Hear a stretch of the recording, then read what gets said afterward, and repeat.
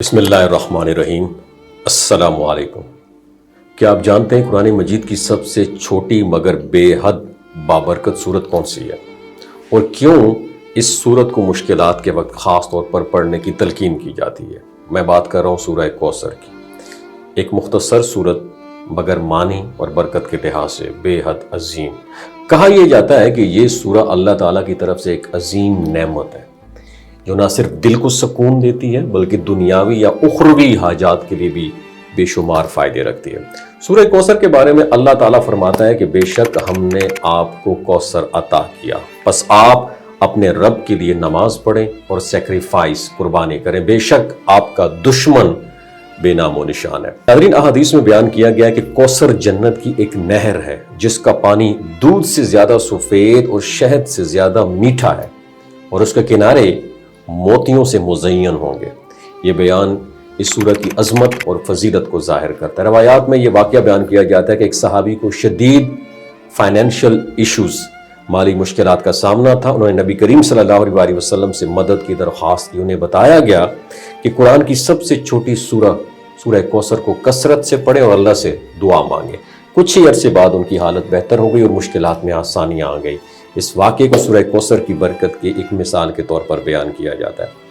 ناظرین، سورہ کوثر کے مختلف وظائف بھی بیان کیے جاتے ہیں، اور رزق میں برکت کے لیے کہا جاتا ہے کہ اگر کوئی شخص روزانہ 129 مرتبہ سورہ کوثر پڑھ کر دعا کرے تو اللہ تعالیٰ اس کے رزق میں برکت عطا فرما دیتا ہے، خاص طور پر اگر یہ عمل فجر کے بعد پریکٹس کیا جائے۔ اس طرح حاجات پوری کرنے کے لیے سورہ کوثر 41 ٹائم 41 مرتبہ روزانہ پڑھ کر اپنی حاجت، جائز حاجت کے لیے دعا کی جاتی ہے۔ اور سورہ کوثر کی برکات کو بے پناہ رحمت کا سورس بھی سمجھا جاتا ہے۔ یہ سورہ دل اور روح کو طاقت دیتی ہے اور انسان کو عبادت کے لیے راغب کرتی ہے۔ اس کی تلاوت سے نماز میں خشوع پیدا ہوتا ہے اور انسان کو نہ صرف دنیاوی مشکلات سے نکلنے کا حوصلہ ملتا بلکہ آخرت کی کامیابی کا رستہ بھی واضح ہوتا ہے۔ اور آخر میں یہی نصیحت کی جاتی ہے کہ سورہ کوثر کو اپنی روزمرہ عبادات کا حصہ بنایا جائے، چاہے مسئلہ رزق کا ہو، دل کی سکون کا ہو، دشمن سے تحفظ کا ہو، یا کسی بھی قسم کی پریشانی کا ہو۔ اللہ سے مانگنے والا کبھی خالی ہاتھ نہیں لوٹتا۔ اللہ تعالیٰ ہمیں سورہ کوثر کی تلاوت کی توفیق دے، اس کی برکتوں سے فائدہ اٹھانے کی ہمت دے، اور ہمارے دلوں کو سکون اور زندگی کو آسانیوں سے بھر دے۔ آمین۔ نیچے کامنٹ سیکشن میں آمین مینشن کیجئے گا۔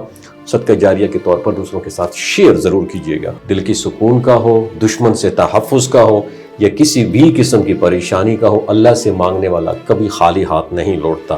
اللہ تعالیٰ ہمیں سورہ کوثر کی تلاوت کی توفیق دے، اس کی برکتوں سے فائدہ اٹھانے کی ہمت دے، اور ہمارے دلوں کو سکون اور زندگی کو آسانیوں سے بھر دے۔ آمین۔ نیچے کامنٹ سیکشن میں آمین مینشن کیجئے گا۔ صدقہ جاریہ کے طور پر دوسروں کے ساتھ شیئر ضرور کیجئے گا۔